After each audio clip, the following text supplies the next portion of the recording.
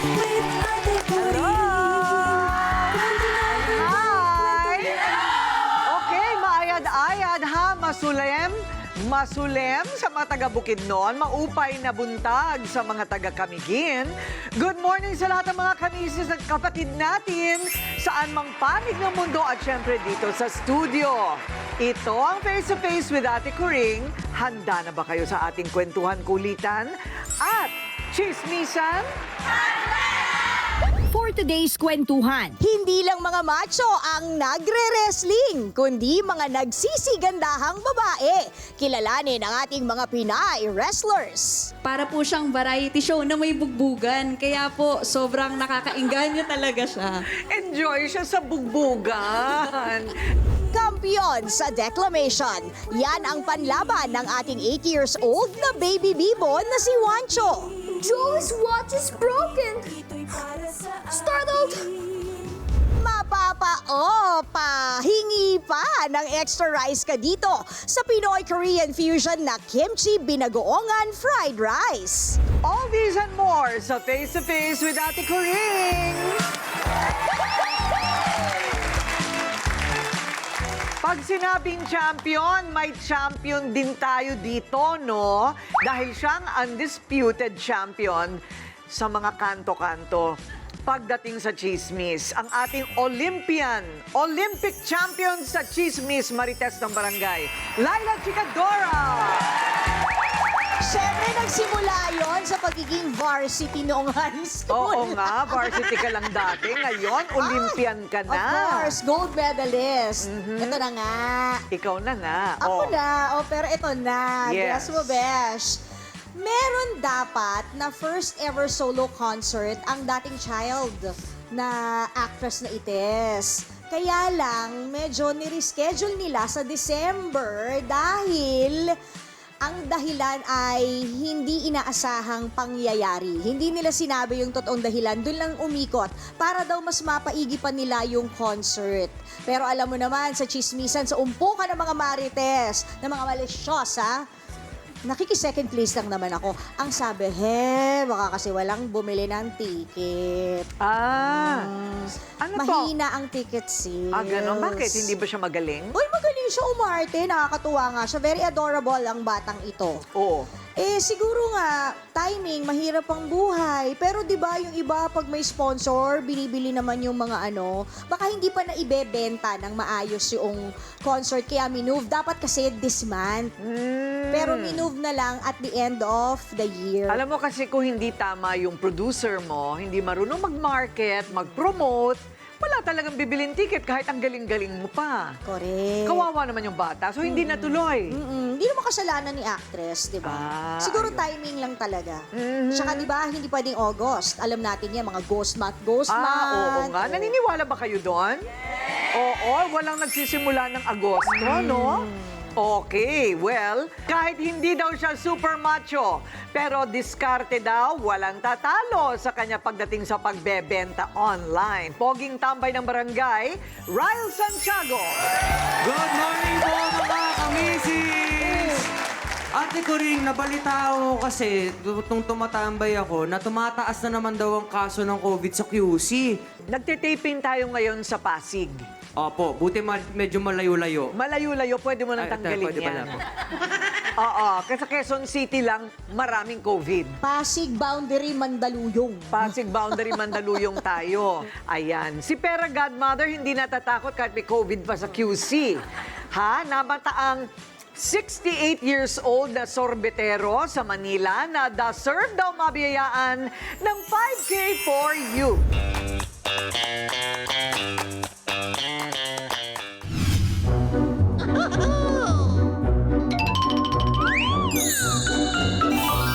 ano ang iyong nararamdaman kapag nakakita ka ng tanod na sumusunod sa'yo? Ay, mas yung sinusuportahan po na. Nahuli ka na ba minsan? Nakahuli na rin po kami mga kabataan. Ay, ikaw mismo ang tanod? Oo, tanod. Siya pala. Alam mo namang hulihin niya yung sarili niya, di ba? Ano ang iyong nararamdaman kapag ikaw ay nakakita ng mga nagkakalembang na sorbetero dyan sa paligid? Iniisip ko ang pinakamasarap na dirty ice Bakit iba yung cream. hanggang fresh-fresh na paragad ba? Yung dirty ice cream, ganon. Bumabalik sa kabataan, di ba? Yeah. Mamang sorbetero, tayo sumayaw. May hinahanap akong isang senior citizen na halos 20 taon nang nagtitinda ng ice cream para maitaguyod ang kanyang pamilya. At hindi lang yan ha, dahil pagsapit ng gabi, sumasideline din siya bilang isang tanod sa barangay. Kilalanin natin siya. Hello, Nanay Wilfredo! Ako ang iyong pera godmother. Akin na nga muna yung ice cream na yan. Parang masarap to ah. Nagagandahan ka ba sa akin? Tay, chika mo nga sa akin kung totoong almost 20 years ka na doon nagtitinda ng sorbetes. Totoo po. Dito po kinukuha yung ano namin, pangkain sa ice cream. Dito rin kami nakapagpatapos ng anak namin. Isang oras ka daw na naglalakad dun papunta sa ruta mo. Opo, totoo Bakit? po. Malabon po kasi ang pang-uwian ko, malayo. Kamusta naman ang kitaan mo sa pagbebenta ng ice cream? Dito naman po, pagka nag-uulan, wala ko kaming kinikita dito. Meron pa palang amo dito, hindi Meron po. talaga sa'yo yung buong Hindi po. kita. Hindi po sa akin. Ang natitira po sa akin dito, pangkain lang po. Oh? Kaya nga nag-duty pa ako sa barangay kasi kulang na kulang. Pagkatapos ng buong araw mo na pagbebenta ng ice cream, pagdating ng gabi, meron ka pa daw racket. Ano yun? Tanod po sa barangay. Nag-iikot po kami sa buong barangay namin. Pareho na kayo ng ng asawa mo na nagtitake ng maintenance. Ano po bang sakit? At parang nasunog yung atay niya, kaya may maintenance doon. Sa akin naman sa baga, hindi ko nabibili, hindi ko nagagampan ng bilhan. Dahil kulang sa budget. Ay, Opo. sa sobrang dedikasyon na iyong ginagawa, talagang lumalaban ka sa hamon ng buhay. Hindi ka susuko para talagang maitaguyod kayong dalawang mag-asawa ngayon at mainom lahat ng kailangang inumin na gamot. Alam na alam ng iyong pera godmother na deserving kang dalhin sa studio at makilala ni Ate Coring bago pa malusaw itong ice cream ko. Ready ka na ba? Sama ka sa akin? Okay, let's go! Pera Godmother, where are you? Ate Coring! Kasama ko ang mama ko sa Pinela! Kapag natin yung kwento! Okay, Uy, ang ganda oh, yung aba kulay black. Cute! sorbetero nating si Wilfredo. Kumusta naman po? Mabuti naman po. Mabuti naman. Ano mga flavor yan? Ano po, strawberry po at cookies and cream. Ay, Strawberry, cookies and cream. Social, girl. Yung iba mali-vanilla lang, di ba? Level Oo plain nga. lang. Pero sa ngayon mukhang ubus na. Kasi kanina pa yung minamataan ni Ryle. Kanina pa nga. Hindi ba? Maubos na po. 20 years ka nang naglalakad Nagtitinda. isang oras para makuha mo yan at saka ka palang magbebenta. Magbebenta po. Pagkatapos, magkanong kinikita mo sa isang araw? Depende po kung tag-ulan. Wala pong ganong kita po kasi walang bumibili po. Oo, pero pagka maganda naman, Pagka mga maganda naman po, nakaka 1,000 po. Ganun po. nakaka 1,000, yung iyon na yon. Hindi pa po, may Kasi remit pa po yun. may Re-remit pa po sa kinukomisyon. may-ari. Kaya nga, so magkano sa 1,000 na makakabenta ka, magkano yung sa'yo doon? Sa akin po, mga 300 lang po. Nakakaloka. 200. Naku, palagay ko, magaling ba kayo mag-ihaw? Nakapag-ihaw po ako. Oh, para hindi ka na maglakad, humanap ka ng magandang pwesong malapit-lapit. Pag ikaw binigyan kita ng pang-ihawan at saka barbecue, 500 isang araw ang kita mo. Oh, Sa'yo na yun. Talaga po. Basta Okay. mabubusin. Huwag mo uubusin yung pondo. Kailangan itinatabi mo. Huwag kakainin. Yung kikitain mo sa isang araw, kita na yon, yung 500. Ganda po. Hindi ka pa umalis ng bahay. Hindi ba? At eto na ang pampondo mo, 5K for you! O, ayan. Ang saya ni Tata! Pero yung iyong Sa'yo po. ihawan, ibibigay namin sa'yo yon ng libre. Ha? Salamat po. Okay, at yung unang puhunan. Naiiyak si Ate Coring. Ayan, Tay, huwag ka na maglakad ng isang oras. Tama na, 20 years na yan. Salamat. Okay, o ano naman yan, Ryan? Ate Coring, syempre hindi lang 5K. Meron tayong malaking payong para kay tatay. Kasi nasira daw yung payong niya. Isang malaking sombrero pa para protected po ang kanyang ulo. Ay, At may bagay. mga tuwalya para sa pawis niya po. Salamat Ayun, po. Bagay ng outfit! May payong pa, ha? Si Celeste Legaspi na lang ang kulang. Kakanta sa tabi niya, Mamang Sorbetero. Tayo, di ba? O ano, Mang Wilfredo? Napakalaking pasalamat ko po sa inyo, Ma'am Corina. Oo, ipaubayan nyo na yan sa anak nyo na medyo may edad na. Kayo, paihaw-ihaw na lang kayo sa malapit sa bahay nyo. At dahil masigasig talaga sa paghahanap buhay si Mang Wilfredo, bibili ko na lahat ng ice cream na yan! Pa-XP! Pwede! Pa-XP!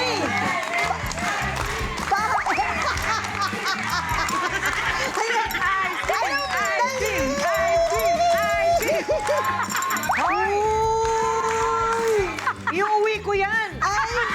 Para yan kay Pepe at Pilar! Dalo ko lang. Lahat po kayo may ice! Kung si Wilfredo, iba't ibang trabaho ang tinatahak para sa araw-araw, ang mga sunod nating bisita, kakaibang propesyon. Sila ay mga kababaihang wrestler!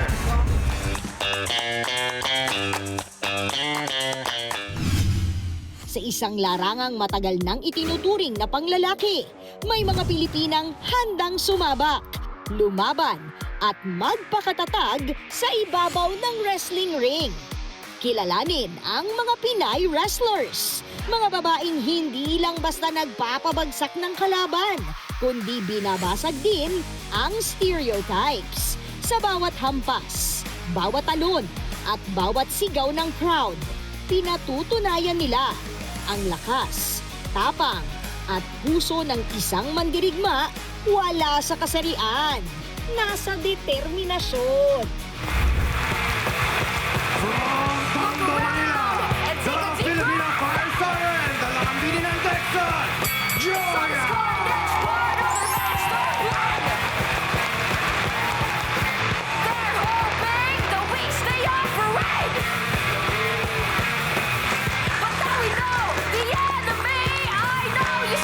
From Manila, 616, the Pinay Wrestling Superhero and CWE Champion, Super P!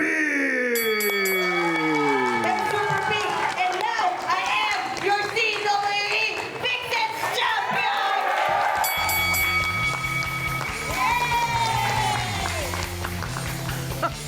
Okay, sino pa?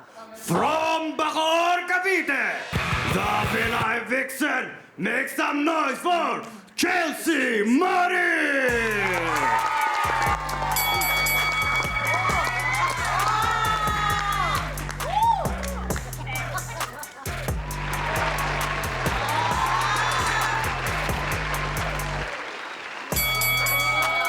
Oh, di ba? Bongga, di ba? Palakpakan naman natin sila. Costume pa lang ulam na, di ba? Oo, nakita nyo naman yung video kanina, kakaiba ang kanilang hanap buhay. Parang hanap patay. Parang ganon eh. Ano ba kayo? Bakit naman yan ang pinasok ninyo? Ang mahiwagang buhay sa likod ng telon ng mga female wrestlers. Susunod na.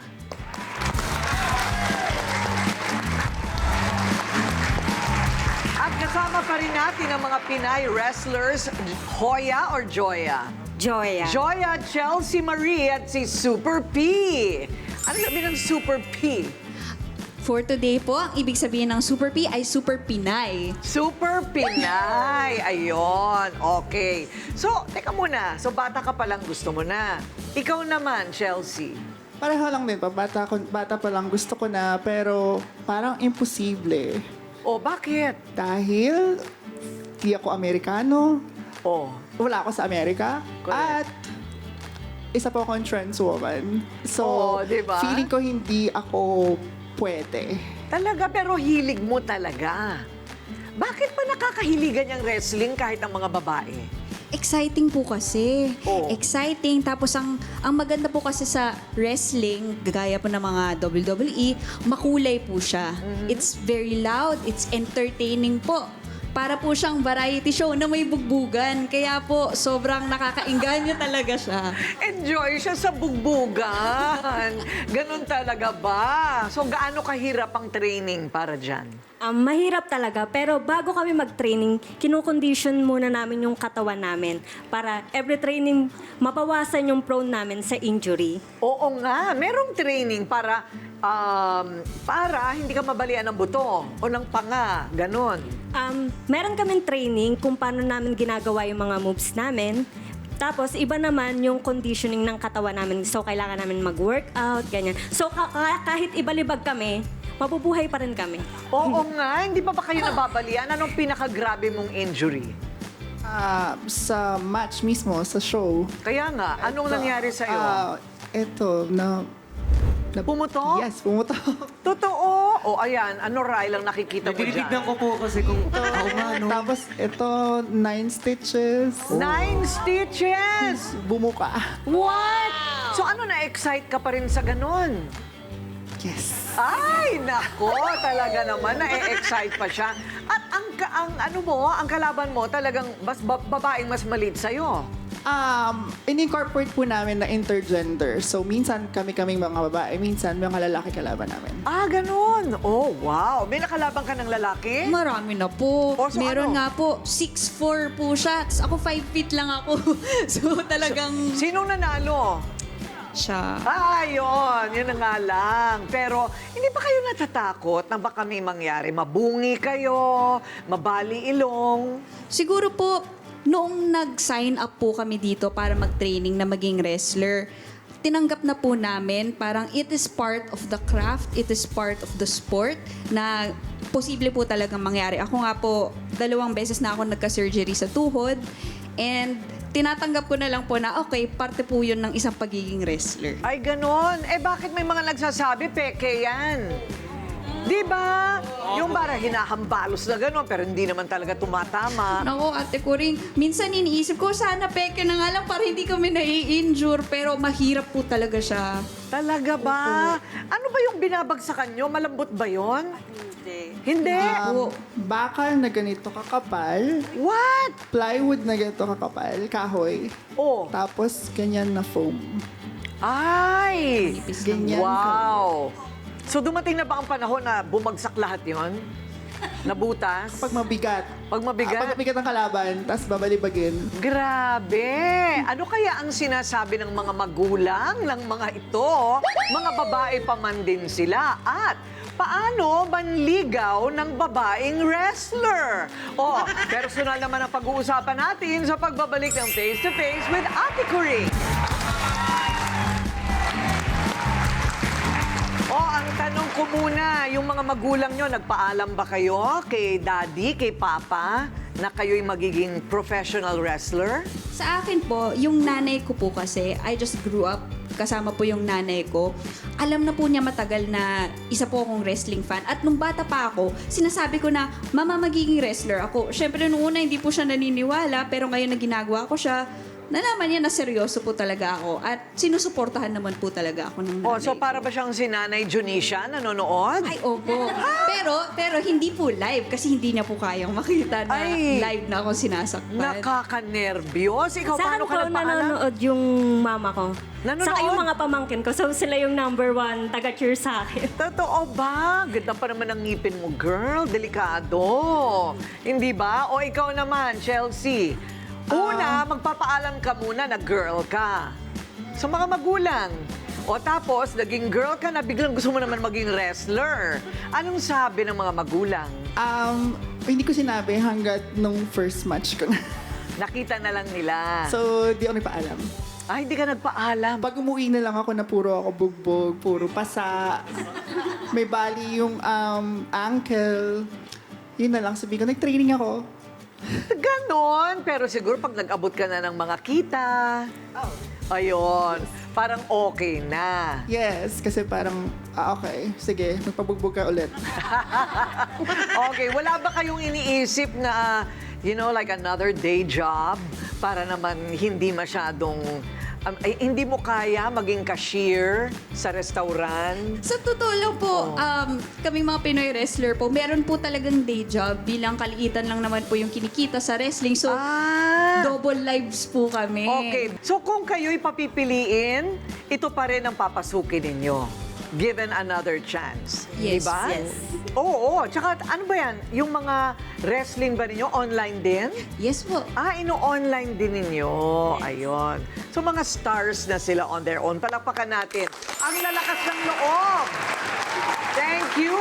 Patunay na walang kasarian ng kahit na anong propesyon, di ba? Do not try to do this at home, ha? Mga professional lang ang pwedeng gumawa nito. At kung interesado, mag-training kayo. Okay? Ay, thank you po. Halika, picture tayo.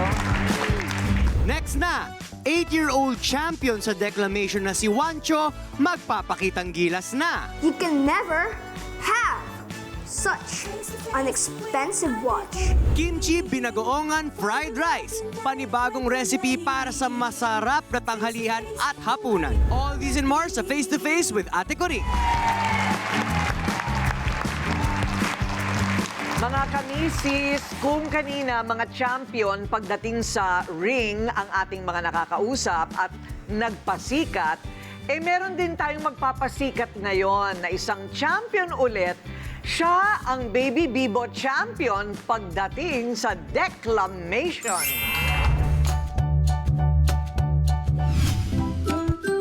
Sa unang tingin, mukhang ordinaryong bata lang na mahilig maglaro ng video games. Pero pagdating sa kanyang passion sa declamation, mapapahanga kayo sa kanyang determinasyon at emosyon. Kaya ang ating Baby Bibo Juancho ang kampiyon ng Bulacan. 6 years old pa lang, hilig niya na mag-declamation. Second home na nga raw niya ang stage. I will report you to the principal. See what happens. I'm very happy because that's my biggest achievement and that's my dream. Para sa kanya, hindi lang mga medalya ang goal. Mas importante sa kanya na mag-enjoy at maging confident siya sa bawat niyang ginagawa. Sinusupport po namin si Juancho sa talents niya by giving our full time. Lalo na po ako yung coach niya. Ako po yung nagtitraining sa kanya since nag-start po siya sa declamation. Kaya naman pala super confident ni Juancho. Alam niyang may mga taong naniniwala sa kanya. Napapalitan ng tapang ang kaba niya. Kaya mga kamisis, ready na ba kayong mag-standing ovation? Ito na ang ating champion sa declamation, Juancho!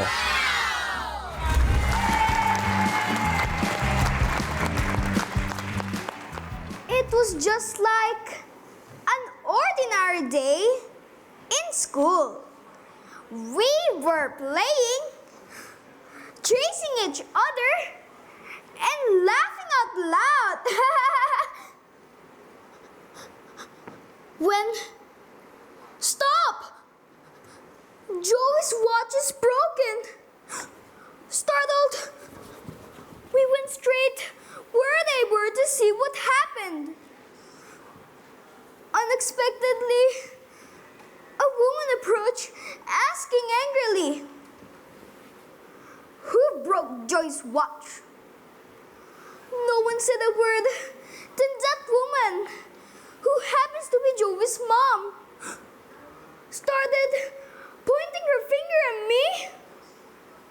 "Why did you break his watch?" "Oh, I see.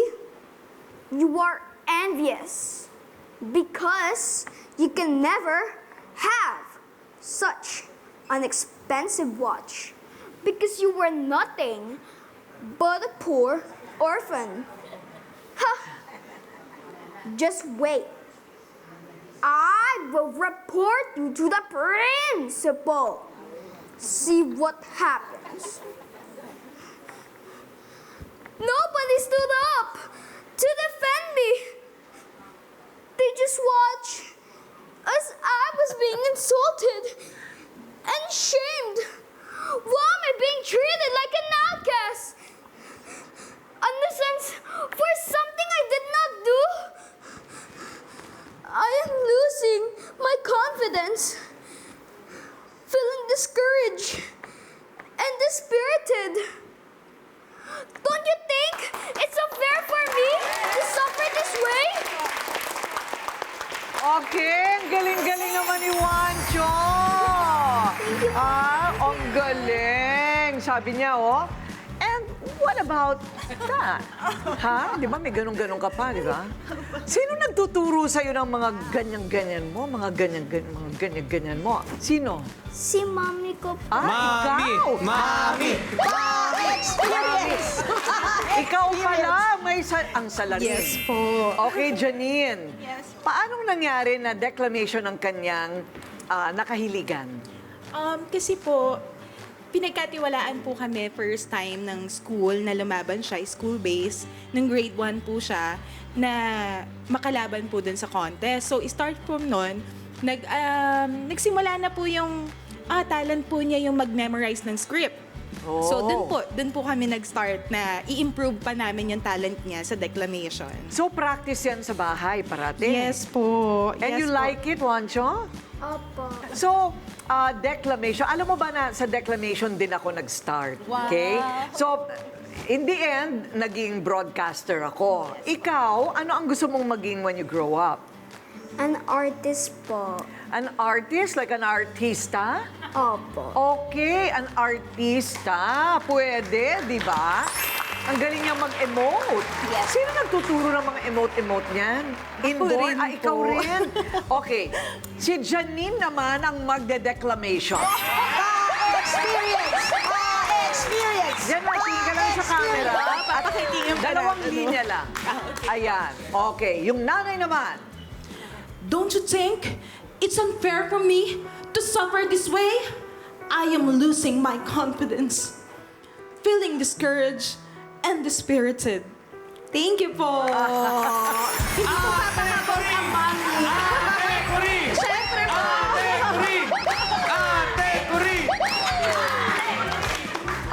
Arms. Spare me a piece of bread. Spare me your mercy. Uy, naalala ko pa yung piyesa ko, ha? Okay. Anong favorite line mo sa mga pelikula? Meron ka bang ganon? Drama po. Mga drama? Like? Like, bakit mo inagaw ang anak ko? Bakit mo inagaw ang anak ko? Okay. O, isa pa.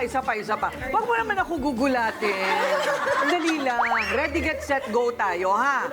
Okay. Are you ready? Get, set, go. Ikaw naman din eh. Ginagawa mo ang gusto mo.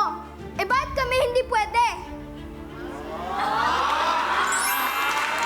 Grabe, parang Mr. M na nunod. Akala mo lang wala, pero meron! Meron! Mr. M! Wancho, sumama ka sa akin. Mayroon akong vibe mamaya. Pakilala kita kay Mr. M. Ay, nako, hindi mo pa talaga pwede gagawin yung gusto mo kasi hindi ka pa kumikita. Oo. Pero gusto niya mag-artista. Yes Ready ka po. na ba na kunwari, kukunin siya, ready ka na na mag-artista siya? Actually po, ate ko rin, talagang siya po yung may gusto eh. Opo, galing ayun. po. Passion niya po talaga yung pag-arte since then po. Ayun. Ayan, palakpakan si Wancho!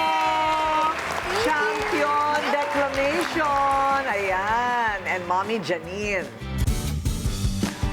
Next na, hindi mo na kailangan mamili sa Korean at Pinoy. Ito ang Korean-Pinoy fusion na kimchi binagoongan fried rice. Magbabalik ang Face to Face with Ate Corinne. Naku, sino dito ang aatras sa fried rice? Wala. Gusto natin lahat yan. Fried rice pa lang kahit walang ulam, di ba? Pero meron niyang bawang, di ba? Mantika, asin, gisa-gisa lang okay na. Pero may ibang klase pang fried rice. Etong si Laila, kakanood ng K-drama, naghanap ng Korean-Pinoy fusion na fried rice. Laila, hain na yan!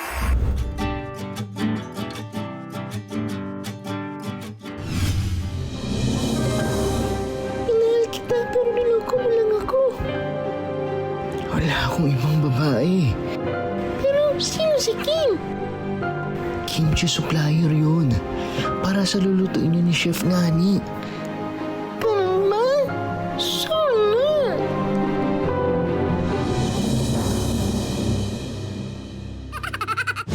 At kasama pa rin natin syempre si Chef Ryan ng TKS o ng Trinings Kitchen Story. Ayun! For today's ihain na yan, ang lulutuin natin ay kimchi binagoongan fried rice. Wow, there's a fusion of Korean ang taray.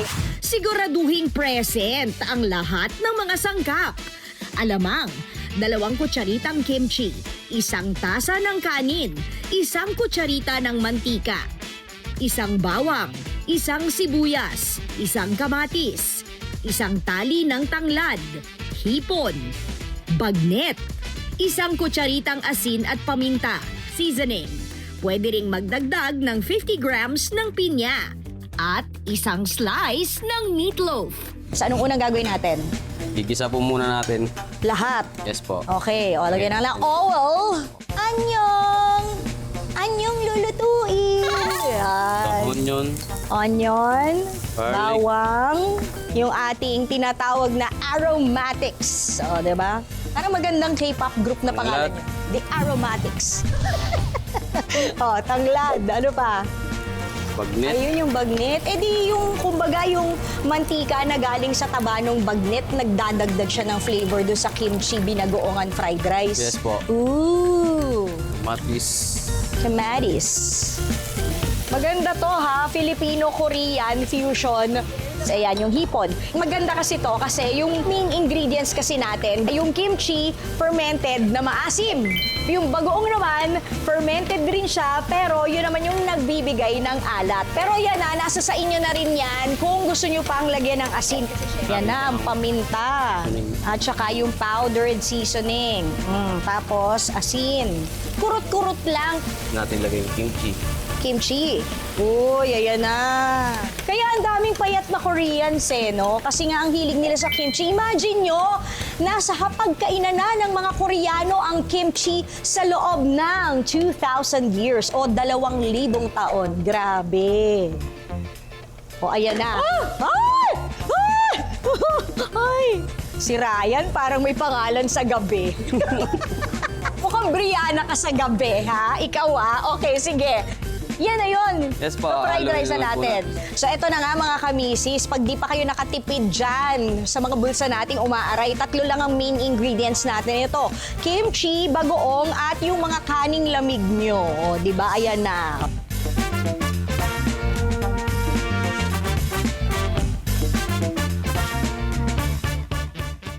Okay, eto na. Mainit-init pa. Tikman nga natin. Natatakam na ba kayo? Siyempre ako muna.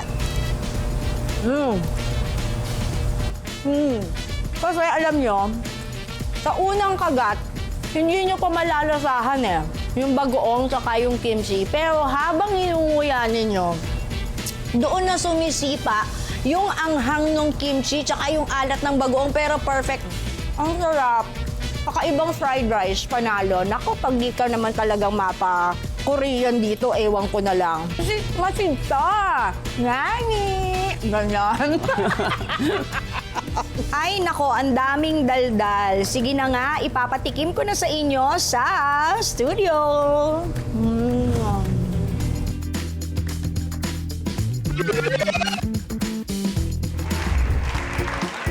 Ay, sino dito ang mahilig sa medyo may anghang ng konti? Okay, pero ito, Korean-Pinoy fusion, namumula-mula ang fried rice and yummy! Tsaka may ulam na. Nandyan na lahat. ihain na yan. O, diba, ate ko ring bongga? Bongga. Ang taray. Imagine mo yung bagoong alamang plus yung ating kimchi pinagsama, ganyan ang lasa ang bongga. Kahit di mo na asinan kasi di ba bagoong? Yeah. So, pwede na, di ba? Kompleto na. Tapos, syempre, toppings, kahit ano, pero para dito sa ating ginawa ngayon, meron tayong nori. Para may tapos gulay na luncheon rin. meat. Yes, Complete, diba? ano to? Complete meal. Oh, yung baon ng mga bata, didamihan nyo yung luncheon meat na idadice nyo. Nakatipid rin kayo, di ba? Hain na na. Ay, iba pala O yung diba, ang saya-saya dito sa studio. Kung sino-sino nakikilala natin, napapanood.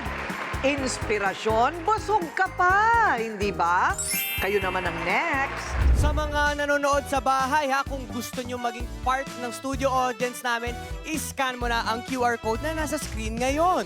Correct! Scan na at itayin ang mensahe ng aming staff para sa kumpirmasyon. See you soon, mga kamisis! Halimaw kung magmahal. Yan ang nag-viral sa TikTok na tawag nila sa mga tatay na mahal ang pamilya. Na-inspire po ako kay Papa. Kaya po siya yung nilook up ko po talaga sa life. Heto magandang negosyong pato, paggawa at tinda ng empanada. 2,000 to 2,500 before. 2,000 to 2,500 lang? Yes po. Masayang kaarawan na naman para sa mga kamisis nating nasa studio. Happy birthday to you! Gloria! At ito ang face-to-face with Ate Corinne, harapang kwentuhan, usapang walang iwanan. Face-to-face, issue ay harapin. Face-to-face, solusyon ay hanapin. Face-to-face, problema ay ayusin. O kunyari katabi niyo si Limin ho habang kumakain, ha? Face-to-face. O ayan na si Limin, no? Ay, hindi pala si Limin po pala yan. Ako si Libagin. Libagin.